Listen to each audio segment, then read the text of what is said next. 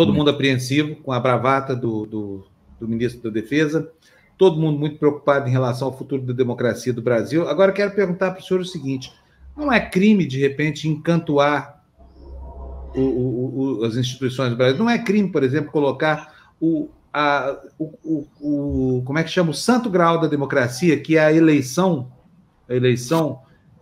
sob suspeita para provocar um ambiente de golpe? Ou seja, não tem que terminar com punição isso aí, ou é normal? As pessoas podem, de repente, ficar conspirando contra a ordem democrática assim, não acontece nada no mundo inteiro assim. Bom, aí é que está. O ministro cometeu o crime de responsabilidade, o presidente comete todos os dias, o ministro comete de vez em quando. A questão é saber quem vai botar o sino no pescoço do gato, né? Então, a democracia, a Cristina falava antes disso. Claro que são bravatas e tal, a gente não está preocupado. Eu mesmo fiz um Twitter ontem dizendo que o Brasil virou uma grande chinelagem, né? Com coisas que nos envergonham. Se lêssemos o livro Código de Honra, né? Só a vergonha nos salva. Mas a vergonha só é vergonha para quem sabe o que é vergonhoso. Para quem não sabe o que é vergonhoso, vergonha não existe. Então, essa gente faz isso tudo e depois desmente, mas desmente de forma do tipo batom na cueca, né? Dizendo que foi uma anã que não enxergava direito e que tropeçou e bateu bem na hora que ele iria fazer as necessidades em via pública, né? Que é uma versão bem incrível, né, entre aspas. Então, sim, os democratas têm que, mesmo que, como também disse, como eu tenho dito, até fiz um texto dizendo, por que não dar o golpe logo, do tipo, o que o mundo vai dizer da gente? É ridículo isso hoje, alguém falar em golpe no Brasil, mas é ridículo, mas ao mesmo tempo é perturbador. Esse é o ponto, entende? Qual é o ponto? Por exemplo, porque o que é o perturbador nisso, Fábio? É que eles podem apatifar o processo eleitoral como o Trump. Veja que ninguém acreditava num golpe do Trump, até se falou agora depois o que o general lá dizia, mas acontece que o Trump quase apatifou as eleições de lá. Então, o ponto de preocupação não é que os militares ou o Bolsonaro vai dar um autogolpe para colocar ele mesmo no poder, que seria uma coisa bem interessante, né? Imagina, um golpe para ele mesmo. Mas o que pode ser feito em face, se eles não conseguirem passar essa emenda ridícula do voto impresso, né? Aí, quando já nas pesquisas eleitorais e etc., eles vão começar a tumultuar, e aí vem a tese, né? Crie o caos e surfe na onda do caos. Aí se torna, o perigo está nisso. Doutor Lênio, sabe esse episódio, né, de ontem, né, me fez lembrar uma história que aconteceu no Uruguai em 2018.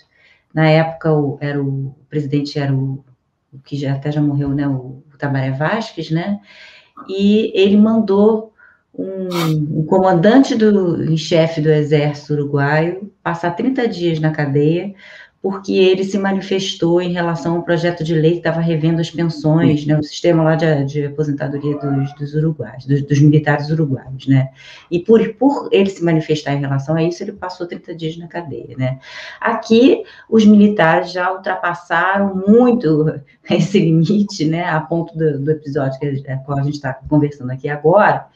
E aí eu queria saber do senhor, é óbvio, né, que eu acho que as instituições estão falhando em relação a tentar conter esses arroubos golpistas, por mais que eles sejam considerados como bravatas, né, mas queria também uma análise do senhor em relação a por que isso acontece, se isso tem a ver com a falta de revisão histórica que nós não fizemos, né? Nós não fizemos uma revisão histórica, não só do golpe de 64, como também de toda a história do papel dos militares em toda a história política brasileira, se essas coisas se misturam. Tu imagina Imagina se não tivesse havido o Tribunal de Nuremberg, por exemplo, enfim. E isso é necessário. E veja que onde foi feito, veja como os militares se aquietaram na Argentina e no Uruguai, né? E no Chile. O que foi feito?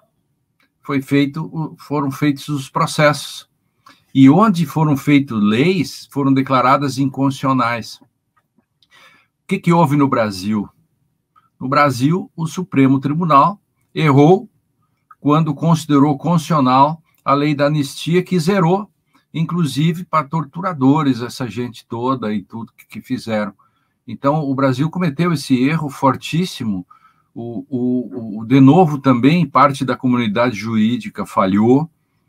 Aliás, a dívida é muito grande e nem tanta gente, muito poucos da comunidade jurídica ficou, digamos, desse lado que eu fiquei, dizendo que o Supremo errou, e antes do julgamento, dizendo que o Supremo tinha que dizer que era inconstitucional, tinha elementos para dizer que era inconstitucional, e aí, surpreendentemente, Eros Grau, por exemplo, que é um homem que lutou contra a ditadura e tudo isso, surpreendentemente o próprio PT, e o erro está aí.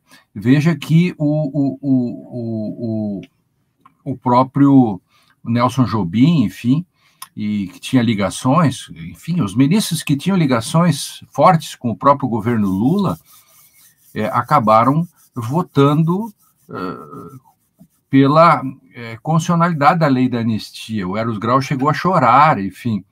Então, a esquerda fez a clássica alimentação do crocodilo para ficar amigo do crocodilo. E aí, porque a tese do crocodilo tem duas saídas, né? A tese forte e a fraca. A tese forte é você fica amigo do crocodilo e sai passeando com ele na boa. A tese fraca, mas também não é tão ruim para quem alimenta o crocodilo, é a esperança de ser comido por último. Então, essa opção está nos custando muito caro. Veja que a Europa e a Argentina, Uruguai e Chile já não discutem mais isso, Isabelle. Por quê? E essa resposta está na sua pergunta. E já está na sua pergunta, está embutida a resposta. E isso dá para notar. Isso dá para notar. São dados objetivos. Olha a história dos países em roda. Olha a Europa. É isso. E aí o resultado está aí. Todos os dias nós temos que sair para fora dizendo, olha, não é assim. E aí quando a gente protesta, aquele que disse, não, eu asseguro que vai ter eleições. Você não precisa assegurar que tem eleições. O general não precisa dizer para nós, vai ter eleição sim. Quem é o general para dizer para nós que vai ter eleição se isso está na Constituição e se é democrático? Então o general é fiador? Mas essa é a ideia que passo, tá entendendo?